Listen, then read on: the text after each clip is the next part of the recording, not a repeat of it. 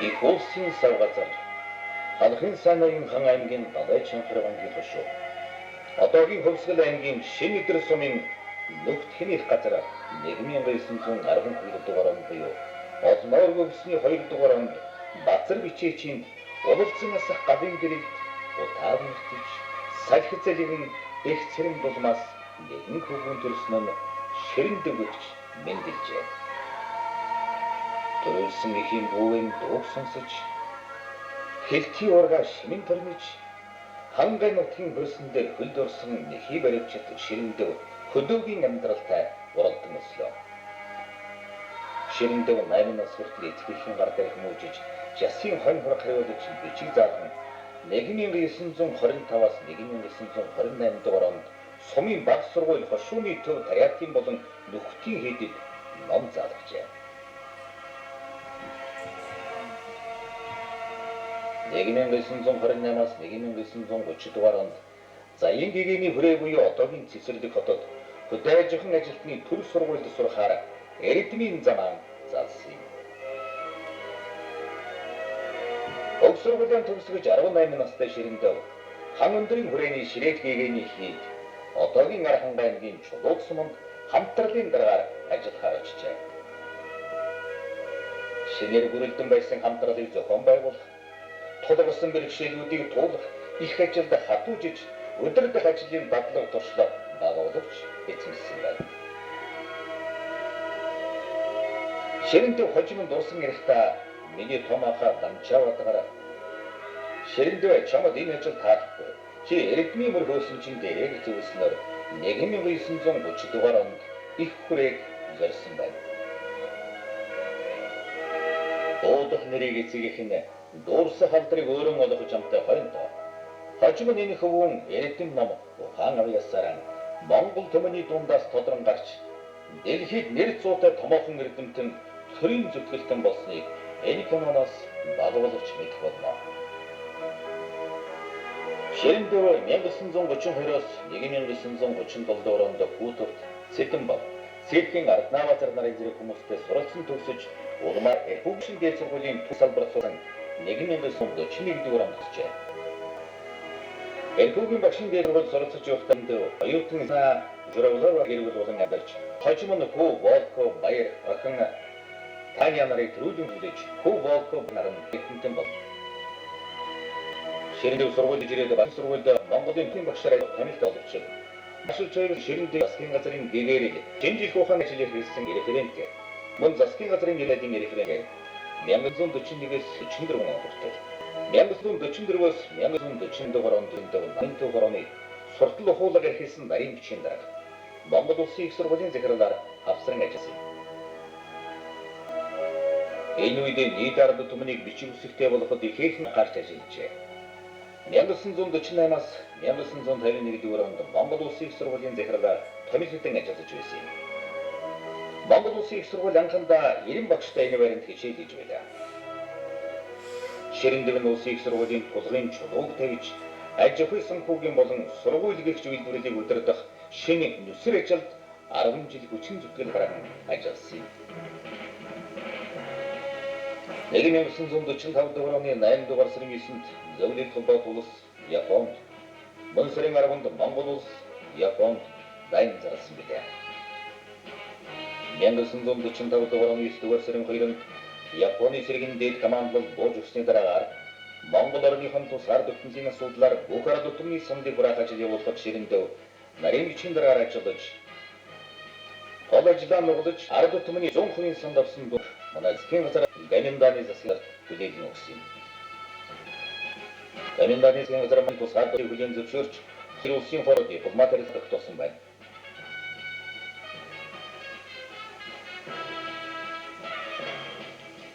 Их орны хэдэн үед Монголын ард түмний бэлэг хөргөлтөнд Ширэндев төлөөлөгчөөр очиж ялалтын баярт оролцсноо Ширэндев бахархан ярьдаг байлаа.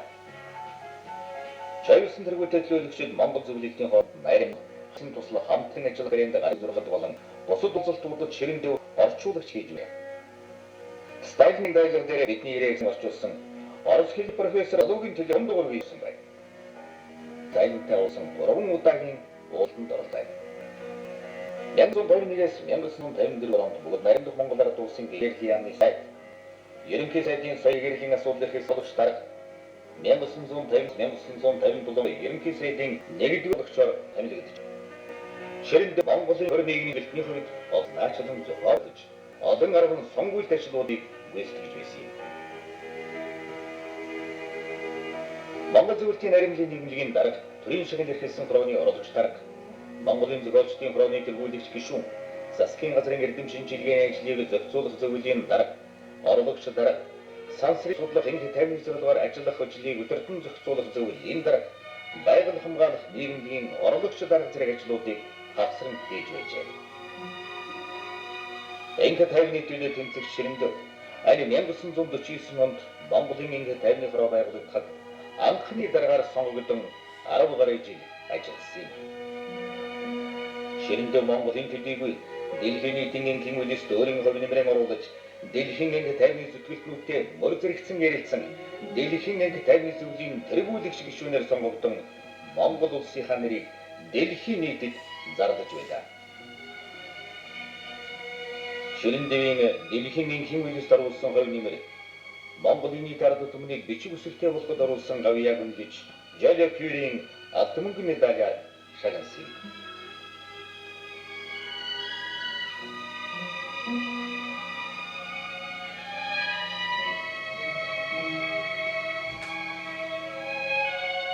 (1954 онд болсон Монгол Ардын тусгал тэмцээний хорооны бүүтгүүлээс Бадрын Ширэндийг улс төрийн төвчөөний жинхэнэ гишүүнээр сонгож сайдрын зөвлөлийн 1-р орлогчоор томиллоо. Энэ албан тушаалд ажиллах орон нутгийн засгийн захиргаа өдрөдөх дайж ухыг эрхлэн нэгдэл сангийн аж ахуй газар тариалан хөгжүүлэх талаар баггүй ажил гүйцэтгэжээ.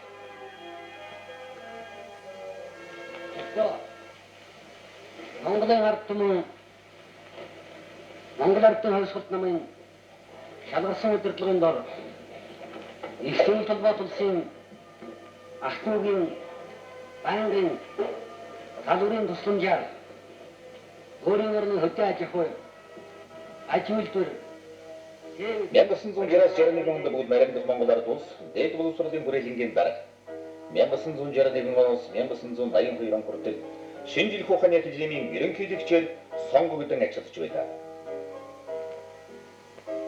Ширэнд намын 11-ээс 17 дугаар хурлд 7 удаа төлөөлөгчөөр улсын бат хурлын гишүүнээр болон ардын хурлын депутатаар 9 удаа ардын хурлын орлогч даргаар 5 удаа сонгогджээ. Ширэнд Монголын анхны бүжгэн жүжиг уран хас хошуу наадам бүжгэн жүжигүүдийг мөн төгсгөл уран сайхны кино зохиолгч төрөвсний дэг Монголын зохиолчдын 108 бодит цувралын нэрийг Ширэндийн уран зохиолын бүтээлүүдээр гаргасан байна.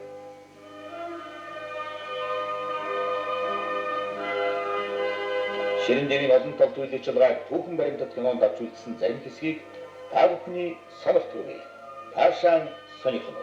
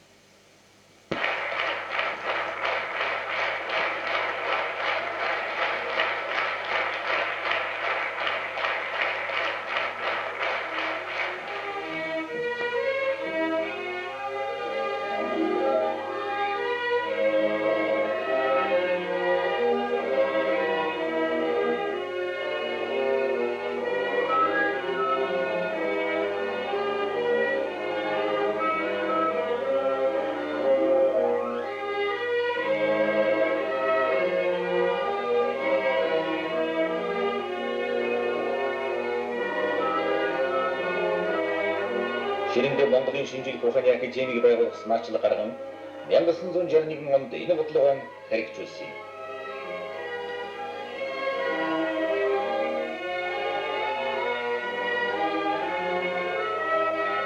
Монгол улсын шинжлэх ухааны академи байгуулснаар техник жилүүдэд 400 гаруй эрдэмтдийг гадаад дотоод бэлтгэж байгууллага дайж буй Авгаах ухаан нийгмийн салбарын хориод хүрээлэн байгуулагдлаа.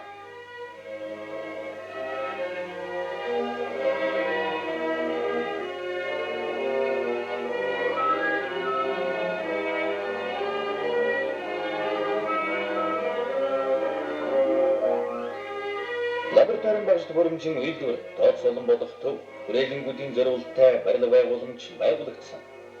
Мөн хүрээлэнгүүдийг нарийн багш төхөөрөмжөөр толгосон Монгол улсын шинжлэх ухааныг хөгжүүлэхэд найдвартай бааз суурь болсон юм.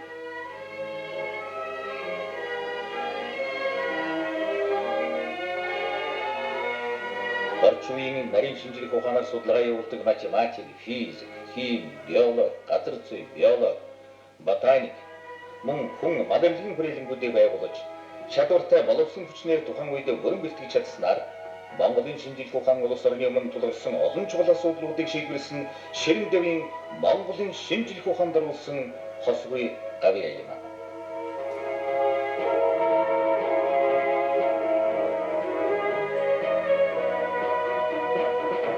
Оросын 100-аас 400 нэртэй тэмцэлд оролцсон 5 экспедицийг Ширэн дэв санаачлан Монголд орж Монгол орны байгаль, нийгмийн бүхий л үзэгдлийг таны мэдих хамтарсан судалгаа явуулж Монголын тухай эрдэм шинжилгээний 90 гаруй зохиол бүтээл бичигдэн дэлхийн төдийн хүртэл болсон юм.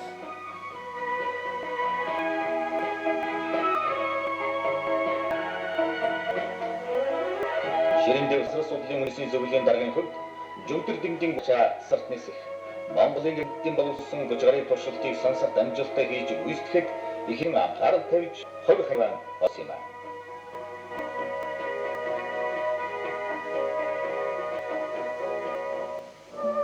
Сансрын холбоо биологиэс цаг техникийг Монгол нэвтрүүлэхээр шидэв ширүү ажилласнаар сансрын техник байгууламжууд манай оронд хугацаанаас өмнө нэвтэрсэн гэж үзэх бүрэн үндэстэй.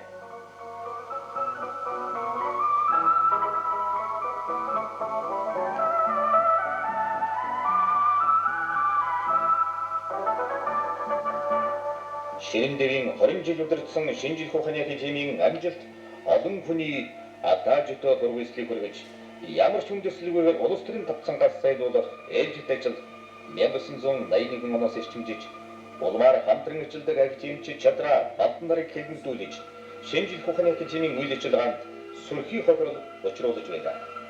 Нийгэм аялал хамгаалах яамны генерал Дижигин авсан шалгалтаар Ширэн дэв орос хэл огт мэддэггүй сэдэн болын эсрэг ажилладаг хүн болсон батлагдсан мэтээр хэлмэгдүүлсэн тогтоол аргуулсан өвгөтэй явдалч гарсан удаатай. Ширэн дэв төрийн гэмт хэрэгтэн дэглэх үед зөвлөлтийн шинжлэх ухааны академи өрж эрдэм шинжилгээний зөвлөгчөөр ажилласан байна. Академич Сэрэг шинжлэх ухааны академи байгуулах гэж Ширэн дэвгөө түүнтэй хамтран ажиллаж байгаа эрдэмтэд түүний удирдлагад ажиллагсад 1960 оны 11-12 дугаар сар 61 оны эхний 4 сард маш ширгүү ажилласан. Бусад орны шинжлэх ухааны байгууллага, шинжлэх ухааны академийн ажил байдалтай Нягтням ба танилцсан, судалсан, явж ажил байдалтай танилцсан юм аа. Ингээд энэ ингэж ширгүү ажилласны үр дүнд 5 дугаар сар гэхэд академи байгуулах бэлтгэл үндсэндээ хангагдсан. 1961 оны 5 дугаар сард ардын хурлын тэргүүлэгтийн зарлиг гарч академийг байгуулах шийдэл гарсан. 5 сарын 22-нд академийн анх дугаар чуулган бас академийн ерөнхийлөгчээр доктор профессор Ширэн дэвгээг сонгож баталсан байна. 1961 оны 5 дугаар сарын 24-нд шинжлэх ухааны академийг нээх ёслолын ажиллагаа болж ингэснээр Монголын түүхэнд Монгол улсын шинжлэх ухааны академи байгуулагдсан байна. Шинжлэх ухааныг 1980 онд хөгжүүлэх 20 жилийн ерөнхий төлөвлөгөөг Ширэн дэвгийн санаачлагаар зохиосон Монголын шинжлэх ухааны хөгжүүлэхэд их гавьяа байгуулж манай шинжлэх ухааны хөдөө аж ахуй нийгмийн ухаанаас байгаль техникийн ухааны хүртэл тэдгээрийн суурь гавсар судалгааны олон төрөл чиглэлийг дистралтайгаар үүсгэн байгуулж Монголын шинжлэх ухааныг эрен цээл түргэж удирдсан манай одоо том эрдэмтэн хүү юм аа.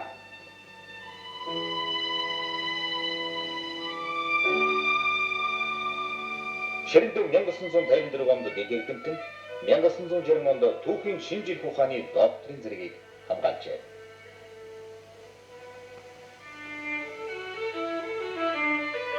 Ширэндэв зөвлөх холбоот улс Болгар, Унгар, Польш, Чех, Герман зэрэг 8 улсын шинжлэх ухааны академийн гадаад гишүүнээр сонгогдож Английн Лидсийн их сургуулийн хүндэт доктор цол хүртсэн.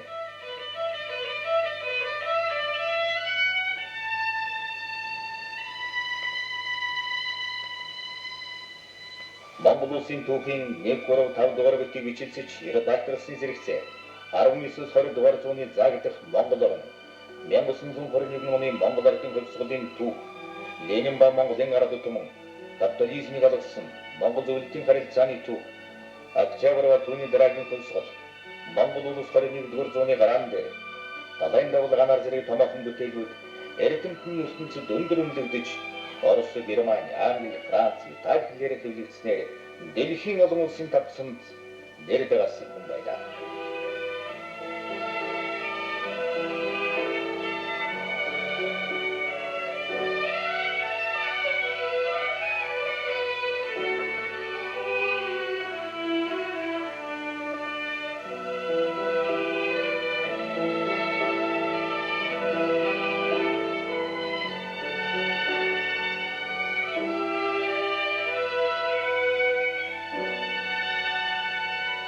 Ширэндэв Монгол улсын хөтөлмөрийн баатар, төрийн суйрхолт, шинжлэх ухааны гавьяар тэтгэлтэн академич доктор профессор дэлхийд нэр цуутай Монголын том эрдэмтэн.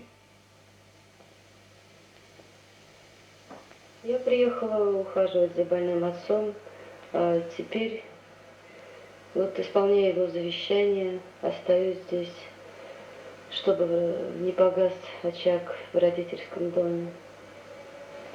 Бадрын Ширэндэвийн алдвын хальсанч, ариун тангарах тангунч, өндөр гавьяагийн чинь үеийн үед дурсан залуугийн эрдэмтэн бид таны хүсэл зүтгэл гавьяагийн чинь мөнхөж үлсээр байх болно. Сайн үеэс дэлгэрэх болдог бай.